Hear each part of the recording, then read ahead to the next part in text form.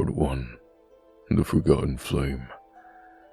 Long before she was the High Priestess, Lysaria Noctielle was just another noble-born daughter in a crumbling vampire dynasty. Her family, while wealthy and old in blood, had grown politically insignificant in a world that prized influence over ancestry.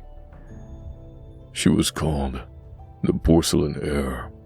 Behind closed doors, a beauty too delicate to be taken seriously. But Lysaria was never interested in adoration. She cared little for ornate gowns, court dances, or the weight of her family's name. She longed for meaning, for purpose, for respect earned, not inherited. And though she appeared silent and submissive at gatherings, her mind was always elsewhere, haunted by murmuring voices no one else could hear.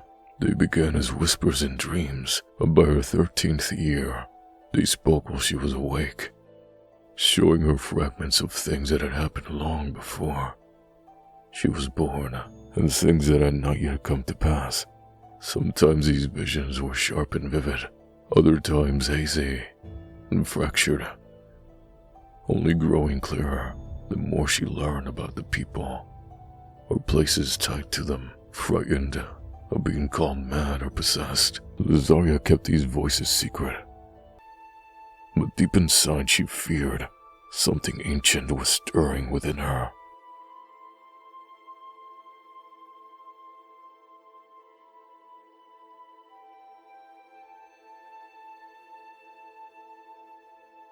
Part 2. The Pretender and the Gate. Desperate for answers, Lysaria eventually turned to the only person she believed could help her. The reigning High Priestess of the Temple of the Crimson Eye. The priestess was powerful, revered, and secretly hateful.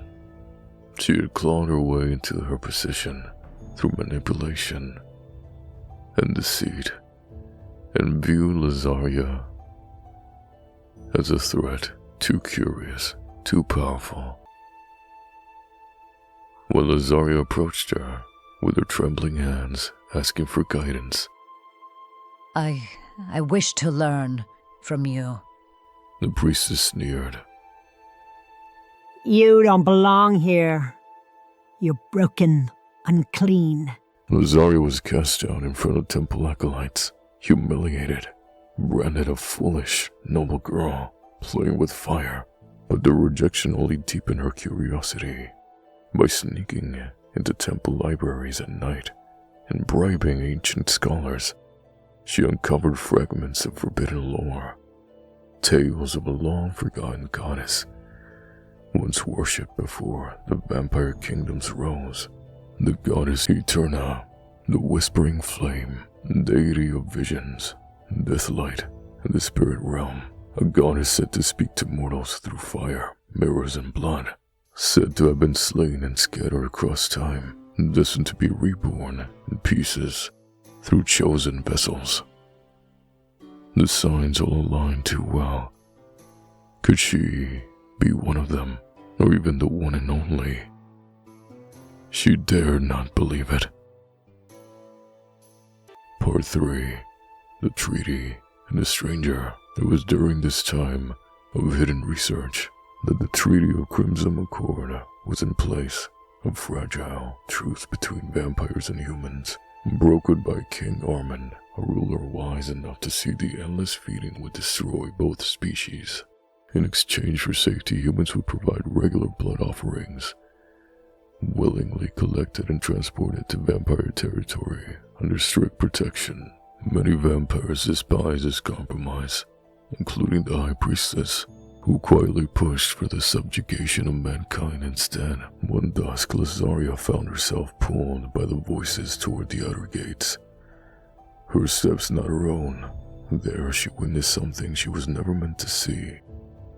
A human man, looked no older than her, who rode with one of the caravans to deliver the blood tithe. He was not like the rest, stoic, calm. When their eyes met across the divide, he smiled, not out of fear, not out of reverence, just warmly. Lysaria froze. No human had ever looked at her, truly looked at her before, and no smile had ever made her blush. But then something in her vision fractured. In a flash of searing light, she saw the man writhing in pain, blood pooling beneath him, his body broken and screaming for a salvation that would never come. She gasped, clutching her chest. The vision ended as suddenly as it began, leaving only silence. Part 4. A flicker in the darkness. That night her sleep was flooded with fire and voices more than ever before.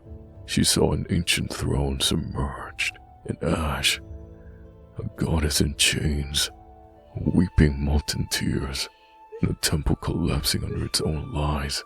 The vision ended with a single phrase, etched in flame. What was forgotten must be reborn, through fire, through pain, through her. The whispering flame had been stirred, Lysaria's awakening. The birth of the whispering flame. As visions grew sharper, Lysaria began to see more than fragmented prophecies. She witnessed the High Priestess of the Vampire High Court plotting to destroy the fragile peace by the Treaty of the Crimson Accord. Yet the more she watched, the more she realized something deeper was amiss. Villana, though powerful, did not possess a sacred flame or divine insight a true High Priestess should wield. King Armand, the current ruler, was respected only for his strength in battle, not his policies. Many nobles resented his rule. When Lysaria brought these revelations to her family, she expected horror. Instead, they told her to keep silent. They too wished for Armand's fall. Worse, they questioned how she knew. When she confided in them, they accused her of betrayal, a liar, a traitor. Her heart broke as she realized the truth she had always feared. She had never belonged to them. Her blood may have been noble, but her soul had always been something else entirely. Still, she had to act. Determined to speak directly to King Armand, she slipped from her family's estate, trying to find a path to the throne. Before she could get far, she was intercepted by Villana. Several of her guards and her own family surrounded her in the mist. They told her to come quietly, or she would be killed. Her family wouldn't even meet her eyes. Just come with us, they said. She promised not to hurt you. Bound by no good options, Lysaria went. In Villana's lair, she was shown the human man she had seen prior, bloodied, barely alive. She rushed to him, heart-shattering, as Villana laughed. Look at how weak they are. They are resources, nothing more. You have one chance to stop this foolishness, little girl, or you will meet the same fate as him. No one knows who you are. No one will remember you. But Lysaria stood her ground, with tears in her eyes and fire behind them. She told the room what she knew. Names, betrayals, fates. She named each one, and how they would die. I know everything. I know exactly when all of you will die. I know how and when. Fear spread across the chamber. Her family began to beg. Villana only laughed, again, trying to mock her. But her voice cracked under the weight of her own dread. Lysaria knelt beside the human and whispered, Do you want to live? The man, barely conscious, breathed, I want to die as a human. As his soul slipped from his broken body, her eyes ignited. The wind howled. Her hair rose. She floated from the ground, arms stretched, energy building around her. Like a storm giving voice, Villana's expression turned to panic. Stop this. But in a blink, Lysaria appeared before her. She gripped the High Priestess by the throat. You forgot what fire feels like. With a snap of her fingers, Villana's skull shattered. Blood painted the walls. The other vampires fled in terror. By the time King Armand and his guards arrived, drawn by rumors of chaos within the temple, they found Lysaria, standing still, the human's body in her arms, with Lana's corpse not far behind. When he demanded to know what happened, she spoke the truth of the betrayal, of the voices, of the old goddess returning. She spoke names only Armin would know. She showed him the evidence. She gave him truth, cloaked in flame. She spoke names only Armin would know. King Armin said nothing for a long while. Then without ceremony, he dropped to one knee. You are the High Priestess now. Those who betrayed the crown were imprisoned, and Lysaria Noctielle, no longer porcelain or powerless, rose as Eterna, the whispering flame, reborn. But elsewhere, deep in the shadows of a crumbling border town, a boy with pale silver eyes watched the stars.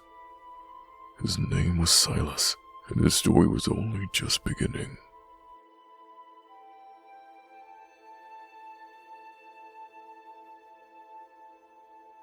The veil has been lifted. If you heard the whisper, speak it. Leave your mark below. Share this with those who walk the forgotten paths.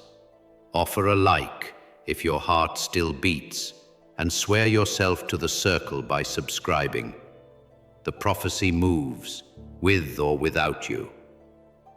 For those who wish to walk deeper into the dark, the Ashen Awakening grants you full access to the ad-free, uncensored versions of these tales, but only the Black Veil are permitted beyond the threshold, where extra content, behind-the-scenes rites, and private communion await. Choose your vow. Swear it in the shadows.